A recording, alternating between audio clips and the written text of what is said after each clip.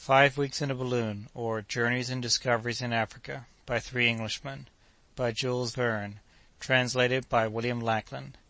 Chapter 17. The Mountains of the Moon, An Ocean of Verdure, They Cast Anchor, The Towing Elephant, A Running Fire, Death of the Monster, The Field Oven, A Meal on the Grass, A Night on the Ground. About 4 in the morning, Monday, the sun reappeared in the horizon. The clouds had dispersed, and a cheery breeze refreshed the morning dawn. The earth, all redolent with fragrant exhalations, reappeared to the gaze of our travelers. The balloon, whirled about by opposing currents, had hardly budged from its place, and the doctor, letting the gas contract, descended so as to get a more northerly direction. For a long while his quest was fruitless. The wind carried him towards the west until he came in sight of the famous Mountains of the Moon, which grouped themselves in a semicircle around the extremity of Lake Tanganyika. Their ridges, but slightly indented, stood out against the bluish horizon, so that they might have been mistaken for a natural fortification, not to be passed by the explorers of the center of Africa. Among them were a few isolated cones, revealing the mark of the eternal snows. "Here we are at last," said the doctor, "in an unexplored country."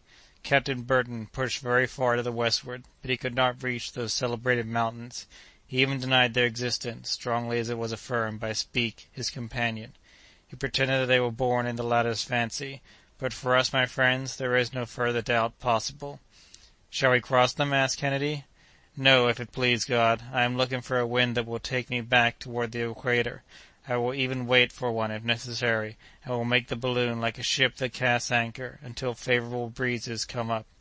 But the foresight of the doctor was not long in bringing its reward, for after having tried different heights, the Victoria at length began to sail off to the northeastward with medium speed. "We are in the right track," said the doctor, consulting his compass, "and scarcely 200 feet from the surface. Lucky circumstances for us, in enabling us, as they do, to reconnoitre these new regions." When Captain Speke set out to discover Lake Ukéréoué, he ascended more to the eastward in a straight line above Kazeh. "Shall we keep on longer in this way?" inquired the Scot. "Perhaps. Our object is to push a point in the direction of the sources of the Nile, and we have more than 600 miles to make before we get to the extreme limit reached by the explorers who came from the north." "And we shan't set foot on the solid ground," murmured Joe. "It's enough to cramp a fellow's legs." "Oh, yes, indeed, my good Joe," said the doctor, reassuring him. "We have to economize our provisions, you know, and on the way, Dick, you must get us some fresh meat." "Wherever you like, doctor." "We shall also have to replenish our stock of water. Who knows but we may be carried to some of the dried-up regions, so we cannot take too many precautions." At noon the Victoria was at 29 degrees 15 minutes east longitude, and 3 degrees 15 minutes south latitude. She passed the village of Uofo, the last northern limit of the Unyamwezi, opposite to the Lake Ukéréoué, which could still be seen. The tribes living near to the equator seem to be a little more civilized, and are governed by absolute monarchs, whose control is an unlimited despotism. Their most compact union of power constitutes the province of Karagwah. It was decided by the aeronauts that they would alight at the first favorable place. They found that they should have to make a prolonged halt and take a careful inspection of the balloon, so the flame of the cylinder was moderated, and the anchors, flung out from the car, ere long began to sweep the grass of an immense prairie that, from a certain height, looked like a shaven lawn, but the growth of which, in reality, was from 7 to 8 feet in height. The balloon skinned this tall grass without bending it, like a gigantic butterfly. Not an obstacle was in sight. It was an ocean of verdure, without a single breaker. "We might proceed a long time in this style," remarked Kennedy. "I don't see one tree that we could approach, and I'm afraid that our hunt's over." "Wait, Dick. You could not hunt anyhow in this grass. That grows higher than your head. We'll find a favorable place presently." In truth, it was a charming excursion that they were making now, a veritable navigation on this green, almost transparent sea, gently undulating in the breath of the wind. The little car seemed to cleave the ways of verdure, and from time to time coveys of birds of magnificent plumage would rise fluttering from the tall herbage, and speed away with joyous cries. The anchors plunged into this lake of flowers, and traced a furrow that closed behind them like the wake of a ship. All at once a sharp shock was felt. The anchor had caught in the fissure of some rock hidden in the high grass. "We are fast!" exclaimed Joe. These words had scarcely been uttered when a shrill cry rang through the air, and the following phrases, mingled with exclamations, escaped from the lips of our travellers. "What's that?" "A strange cry!" "Look! Why, we're moving! The anchor has slipped!" "No, it holds, and holds fast, too," said Joe, who was tugging at the rope.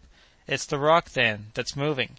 An immense rustling was noticed in the grass, and soon an elongated, winding shape was seen rising above it.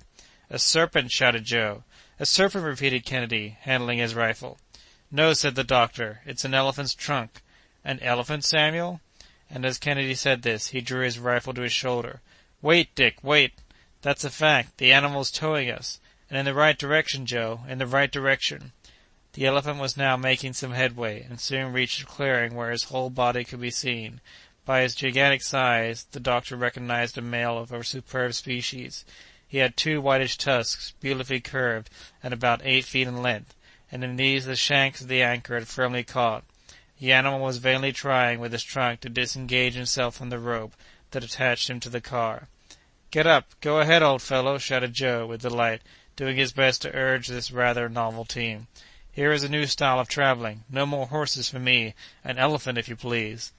"But where is he taking us to?" said Kennedy, whose rifle itched in his grasp. "He's taking us exactly to where we want to go, my dear Dick. A little patience." "Wickamore, as the Scotch country folks say," shouted Joe in high glee. Gee up there!" The huge animal now broke into a very rapid gallop. He flung his trunk from side to side, and his monstrous bounds gave the car several rather heavy thumps. Meanwhile the doctor stood ready, hatchet in hand, to cut the rope should need arise. "But," said he, "we shall not give up our anchor until the last moment." This drive, with an elephant for the team, lasted about an hour and a half, yet the animal did not seem in the least fatigued. These immense creatures can go over a great deal of ground, and, from one day to another, are found at enormous distances from there they were last seen, like the whales whose mass and speed they rival. "In fact," said Joe, "it's a whale that we have harpooned, and we're only doing just what whalemen do when out fishing." But a change in the nature of the ground compelled the doctor to vary his style of locomotion. A dense grove of calmadores was descried on the horizon, about 3 miles away, on the north of the prairie. So it became necessary to detach the balloon from its draft animal at last. Kennedy was entrusted with the job of bringing the elephant to a halt. He drew his rifle to his shoulder, but his position was not favorable to a successful shot, so that the first ball fired flattened itself on the animal's skull, as it would have done against an iron plate. The creature did not seem in the least troubled by it, but at the sound of the discharge he had increased his speed, and now was going as fast as a horse at full gallop. "The deuce!" ejaculated Kennedy. "What a solid heat!" commented Joe. "We'll try some conical balls behind the shoulder joint," said Kennedy, reloading his rifle with care. In another moment he fired. The animal gave a terrible cry, but went on faster than ever. "Come," said Joe, taking aim with another gun. "I must help you, or we'll never end it," and now 2 balls penetrated the creature's hide. The elephant halted, lifted his trunk, and resumed his run towards the woods with all his speed. He shook his huge head, and the blood began to gush from his wounds. "Let us keep up our fire, Mr. Kennedy, and a continuous fire, too," urged the doctor, "for we are close to the woods." 10 shots more were discharged. The elephant made a fearful bound. The car and balloon cracked as though everything were going to pieces, and the shock made the doctor drop his hatchet on the ground. The situation was thus rendered really very alarming. The anchor rope, which had securely caught, could not be disengaged, nor could it yet be cut by the knives of our aeronauts, and the balloon was rushing headlong toward the wood, when the animal received a ball in the eye just as he lifted his head. On this he halted, faltered. His knees bent under him, and he uncovered his whole flank to the assaults of his enemies in the balloon. "A bullet in his heart," said Kennedy, discharging one last rifle shot.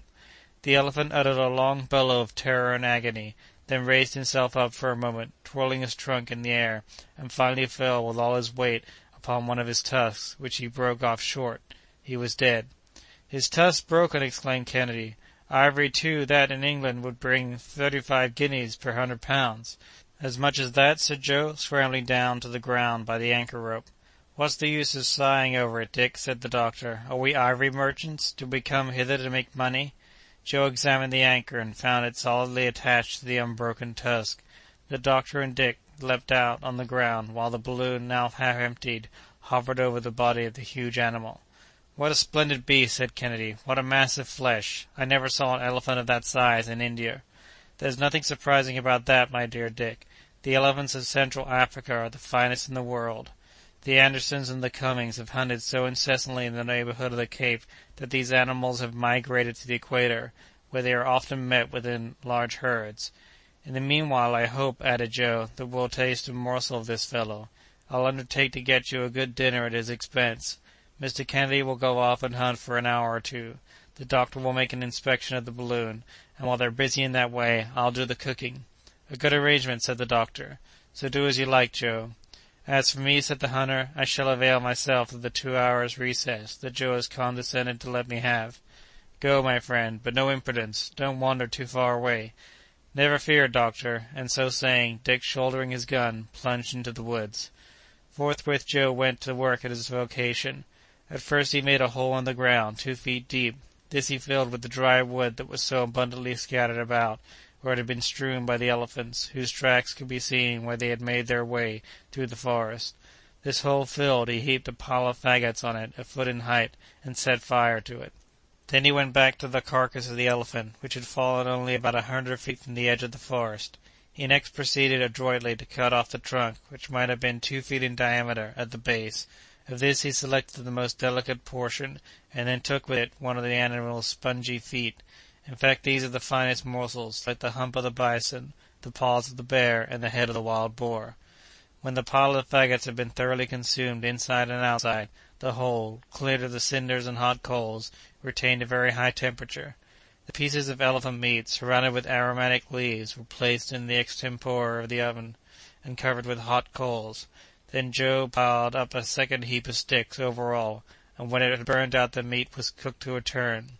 Then Joe took the viands from the oven, spread the savory mess upon green leaves, and arranged his dinner upon a magnificent patch of greensward. He finally brought out some biscuit, some coffee, and some cognac, and got a can of pure, fresh water from a neighboring streamlet.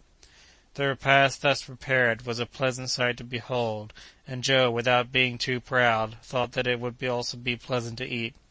"A journey without danger or fatigue," he soliloquized. "Your meals when you please, a swinging hammock all the time. What more could a man ask? And there was Kennedy, who didn't want to come." On his part, Dr. Ferguson was engrossed in a serious and thorough examination of the balloon. The latter did not appear to have suffered from the storm. The silk and the gutta percha had resisted wonderfully, and upon estimating the exact height of the ground and the ascensional force of the balloon, our aeronaut saw with satisfaction that the hydrogen was in exactly the same quantity as before. The covering had remained completely waterproof. It was now only 5 days since our travelers had quitted Zanzibar.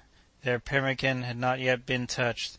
Their stock of biscuit and potted meat was enough for a long trip, and there was nothing to be replenished but the water. The pipes and spiral seemed to be in perfect condition, since, thanks to their india-rubber jointings, they had yielded to all the oscillations of the balloon. His examination ended, the doctor betook himself to setting his notes in order. He made a very accurate sketch of the surrounding landscape, with its long prairie stretching away out of sight, the forest of calmadores, and the balloon resting motionless over the body of the dead elephant. At the end of his 2 hours, Kennedy returned with a string of fat partridges and the haunch of an oryx, a sort of gemsbok, belonging to the most agile species of antelopes. Joe took upon himself to prepare the surplus stock of provisions for a later repast. "But dinner's ready," he shouted in his most musical voice, and the 3 travelers had only to sit down on the green turf. The trunk and feet of the elephant were declared to be exquisite. Old England was toasted as usual, and delicious Havanas perfumed this charming country for the first time. Kennedy ate, drank, and chatted like 4. He was perfectly delighted with his new life, and seriously proposed to the doctor to settle in this forest, to construct a cabin of boughs and foliage, and there and then to lay the foundations of a Robinson Crusoe dynasty in Africa. The proposition went no further, although Joe had at once selected the part of Man Friday for himself. The country seemed so quiet, so deserted, that the doctor resolved to pass the night on the ground, and Joe arranged a circle of watch-fires as an indispensable barrier against wild animals. The hyenas, cougars, and jackals, attracted by the smell of the dead elephant, were prowling about in the neighborhood. Kennedy had to fire his rifle several times at these unceremonious visitors, but the night passed without any untoward occurrence. Chapter 17. of 5 Weeks in a Balloon. Recording by Alex E. Talander, Davis, California. www.alexetalander.com